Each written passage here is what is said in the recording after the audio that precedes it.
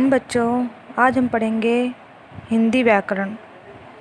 इसमें पाठ 1 दिया गया है जिसका नाम है भाषा, व्याकरण, लिपि तथा बोली। इसको इंग्लिश में लिखा गया है भाषा को लैंग्वेज, व्याकरण को ग्रामर, लिपि को स्क्रिप्ट तथा एंड बोली को डायलेक्ट। ठीक है। भाषा भाषा मन के विचारों की अभिव्यक्ति है।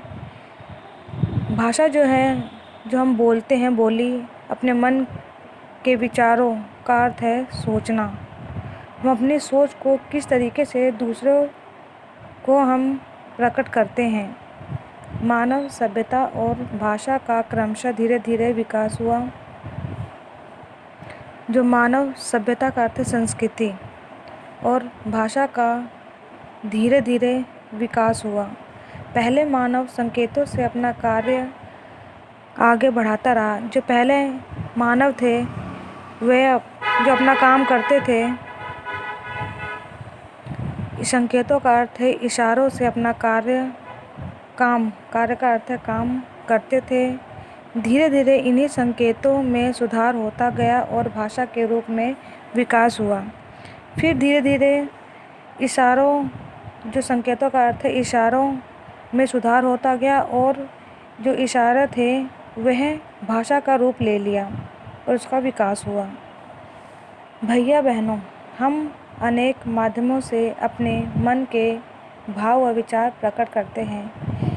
जो हम अपने भाषा है, जो हम बोलते हैं, अनेक तरीक़ों से, माध्यमों का अर्थ तरीक़ों से अपने मन के भाव व विचार, जो भावना है, हम किस तरीके से दूसरों को प्रकट करते हैं। जैसे नंबर 1 पे दिया गया है परिवहन विभाग। परिवहन का अर्थ है, आपको पता है, जो यातायात की जो सुविधाएं होती हैं, बस, गाड़ियाँ, ये सब चीज़ें होती हैं। तो यातायात सुचारू करने वाला सिपाही यातायात को अपने हाथों के संकेतों से नियंत्रित करता है।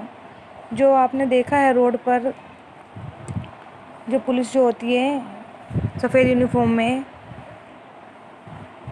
वो किस तरीके से गाड़ियों को रोकते हैं, किस इशारों से बोलते हैं। ठीक है। तो यातायात सुचारू का अर्थ है अत्यंत सुंदर तरीके से जो सिपाही होते हैं अपने हाथों को संकेतों, इशारों से किस तरीके से सही ढंग से नियंत्रित करते हैं।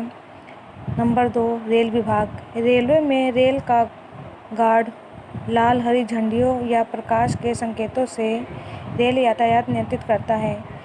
जो रेलवे में जो होते हैं, जो उनके गार्ड होते हैं, या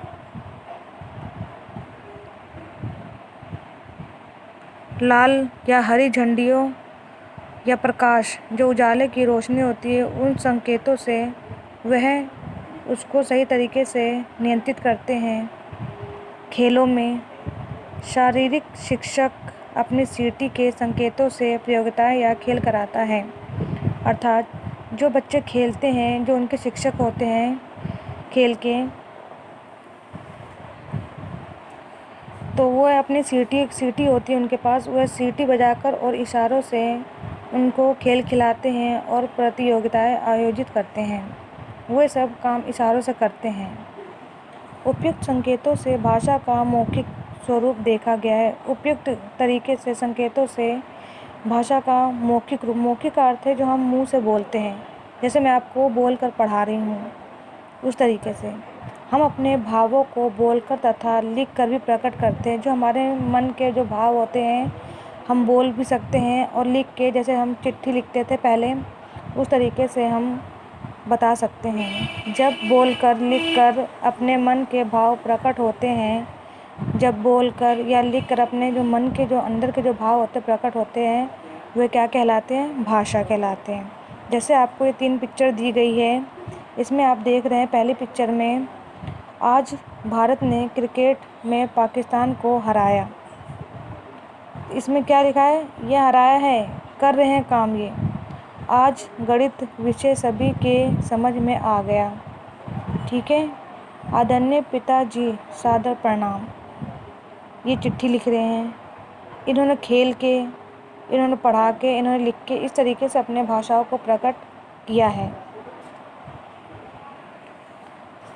आगे देखिए, उपयुक्त चित्रों में समाचार पत्र पढ़कर गणित समझ में आ गया, बातचीत करके तथा पिताजी को पत्र लिखकर अपने भाव को यहाँ लिखकर प्रकट किए हैं। भाषा के रूप, हम सभी अपने मन के भावों को 3 प्रकार से प्रकट करते हैं। नंबर 1 में है मौखिक रूप, हम अपने मन के भाव बोलकर प्रकट करते हैं। मौखिक का अर्थ मैंने अभी आपको बताया, बोलना, जो मुंह से बोल के बात करते हैं। तो हम जो अपने मन के जो भाव होते हैं हम बोल कर प्रकट करते हैं तो उन्हें मौखिक रूप कहते हैं। दूसरे में दिया गया है लिखित रूप, हम अपने भाव के मन के भाव को लिख कर प्रकट करते हैं। जो हमारे इसमें हम जो भाव जो हमारे मन के हैं उसमें हम लिख कर प्रकट करते हैं। और तीसरे में दिया है सांकेतिक रूप, जो हमारे मन के भाव हम संकेतों इशारों में समझाते हैं। ठीक है, ये भाषा के रूप हैं 3 प्रकार के। अब देखिए नीचे पिक्चर में दी गई है, एक लड़की है, इसमें भाषा का मौखिक स्वरूप, इसमें माइक में कुछ बोल रही है, तो ये मौखिक रूप हुआ इनका। अब इसमें एक बच्चा है, भाषा का लिखित रूप, ये लिखकर अपने भाषा को प्रकट करना चाह रहा है। और तीसरे में दिया देखिए, जो रोड लाइट होता है यहाँ पे, वहाँ पे भाषा का सांकेतिक रूप, ये जो लाइट जो बनी हुई है इसको सांकेतिक इशारों के तरीके से जो रोड के जो पुलिस होते हैं वो इसको इशारे से समझाते हैं। भाषा का सांकेतिक रूप, संकेतों में कभी कभी गलतियाँ भी हो जाती हैं, इशारों में कभी कभी गलतियाँ भी हो जाती हैं, इसलिए इस रूप को समाज में मान्यता नहीं मिल सकी है। मतलब कि इस इशारों में जो कोई बात करते हैं तो उसमें कोई गलती भी हो जाती है, इसलिए इसको समाज में मान्यता प्राप्त नहीं हुई है। बोलना, सुनना, लिखना और पढ़ना भाषा के 4 कौशल होते हैं। विशेष जानकारी, हम अपने संसार में और भी अनेक प्रकार की ध्वनियाँ सुनते हैं। हम इस दुनिया में और भी अनेक प्रकार की आवाज़ें सुनते हैं। एक प्रकार से सभी ध्वनियाँ भाषा का स्वरूप होती हैं। कुछ हमारे समझ में आती है और कुछ नहीं आती है। इस दुनिया में बहुत सी आवाज़ें होती हैं जो हमें समझ में आती है और जो कुछ होती हैं जो कुछ नहीं समझ में आती हैं।